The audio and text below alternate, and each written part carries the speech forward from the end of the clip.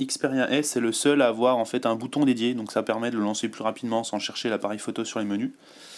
Donc ici on voit que tous les constructeurs ont à peu près retouché l'interface de base, donc il n'y a que celle-ci qui est de base, toutes les autres ont été un peu modifiées. Je vais essayer de prendre des photos 2 à 2 et voir lequel est le premier qui arrive à prendre la photo en fait.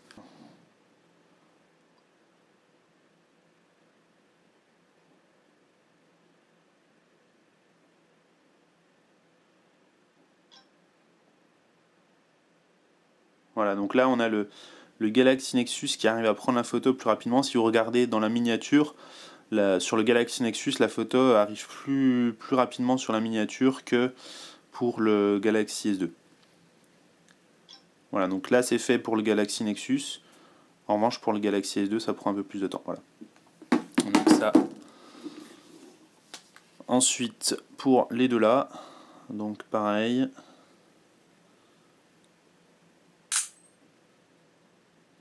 Voilà, bon là c'est à peu près la même chose. Voilà, ensuite on va comparer donc ces photos. Ici et là. Alors, sur le Galaxy Nexus, déjà on n'a pas la photo en plein écran puisqu'on a, voilà, on est obligé de faire une manipulation de plus pour la photo en plein écran, sinon on avait les barres de partage en bas. Voilà, donc la photo vue comme ça est bien, elle n'est pas suréclairée. Et un zoom montre que bon, c'est assez bruité par contre. Hein. Donc pourtant il y avait le flash, tous les appareils photo ont déclenché automatiquement le flash, donc ça c'est une bonne chose. Puisque bon, il y avait lieu de le déclencher dans les conditions de luminosité. En revanche, c'est assez bruité. Ensuite, sur le Galaxy S2,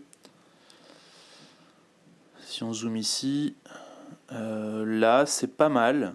Je dirais que c'est un peu moins bruité à zoom égal. C'est un peu moins bruité. Donc ici Galaxy S2, ici Galaxy Nexus. Je sais pas si on verra bien sur la vidéo. Mais on se rend compte que en fait, c'est un peu moins bruité ici que sur le Galaxy Nexus, qui en plus est plus flou. Alors non seulement c'est plus bruité, mais en plus il est plus flou. Donc c'est là, je dirais que le Galaxy S2 gagne largement en netteté et en bruit en fait. Voilà.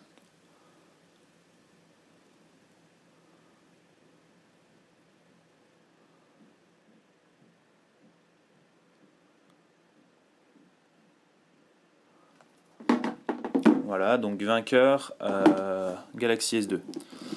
Ensuite, on va regarder sur le Motorola. Hop. Alors là, on remarque que c'est très flou. C'est vraiment très flou, et pourtant je zoome moins que les autres, et c'est encore plus bruité. Donc là je dirais clairement que le Motorola, sans même réfléchir, est en dessous encore du Galaxy Nexus.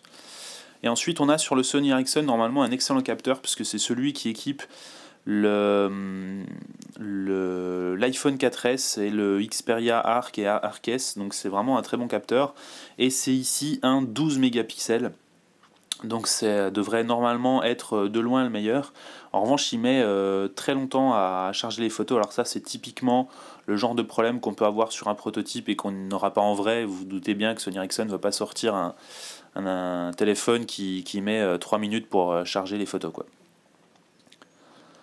Voilà, alors là, je pense qu'il y a un temps de recalcul derrière, parce que la photo est d'assez mauvaise qualité. J'imagine qu'il est en train de recalculer, mais ça n'a pas l'air d'être le cas. Donc comme on le voit, c'est vraiment assez lent pour charger les photos. En fait, il a un peu de mal. Je sais pas vraiment. Voilà, comme on le voit là-haut, en fait, je sais pas si vous le verrez, mais ça charge en fait. Donc ça explique que quand on zoome, la photo est de très mauvaise qualité parce que tout simplement, il est encore en train de la charger. Donc il a du mal au niveau de la galerie.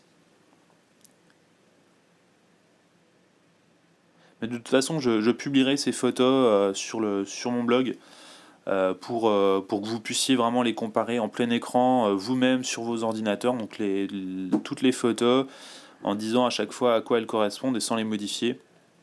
Comme ça, vous pourrez vraiment vous faire votre propre idée. Voilà, donc là en fait ça charge pas, donc du coup on peut pas vraiment comparer, c'est un peu dommage. Voilà, et donc au niveau du Sony Ericsson, les photos donc sont un peu décevantes, puisqu'on est quand même sur un appareil photo de 12 mégapixels. Alors ici on est en 9, on est réglé sur du 9 mégapixels, mais on voit déjà que c'est très bruité, que c'est très flou, trop compressé en fait. Donc ça c'est pareil, je garantis pas du tout que ce sera le résultat final, j'imagine même qu'ils vont le modifier, puisque là encore c'est vraiment le genre de différence qu'on peut avoir entre un prototype et une version définitive, c'est-à-dire amélioration au niveau des photos, de la compression, du bruit et de la pixelisation, amélioration de performance, de temps de démarrage et d'autonomie. Voilà, c'est vraiment les choses qu'on rencontre le plus souvent entre un prototype et une version définitive. Donc j'espère pour Sony Ericsson que ce sera réglé d'ici la sortie, donc encore un peu de temps, donc j'espère qu'ils vont corriger ça. Mais en attendant, ça le place, on va dire, à peu près à ce niveau-là, entre le Motorola et le Galaxy Nexus. Mais ce bon vieux Galaxy S2 qui date maintenant, qui est le plus ancien, finalement gagne encore sur la qualité des photos, qui est vraiment pas mal. Voilà, donc voilà pour ce comparatif entre le Galaxy S2, le Galaxy Nexus, le Motorola Razr et le Sony Xperia S en prototype ici. Voilà, donc merci de m'avoir suivi et à bientôt pour de prochains tests. Et n'hésitez pas à mettre des commentaires sur la vidéo si vous souhaitez voir d'autres choses comparées sur ces smartphones ou sur d'autres. Si vous avez des idées, n'hésitez pas. Voilà, merci de m'avoir suivi et à bientôt pour de prochains tests.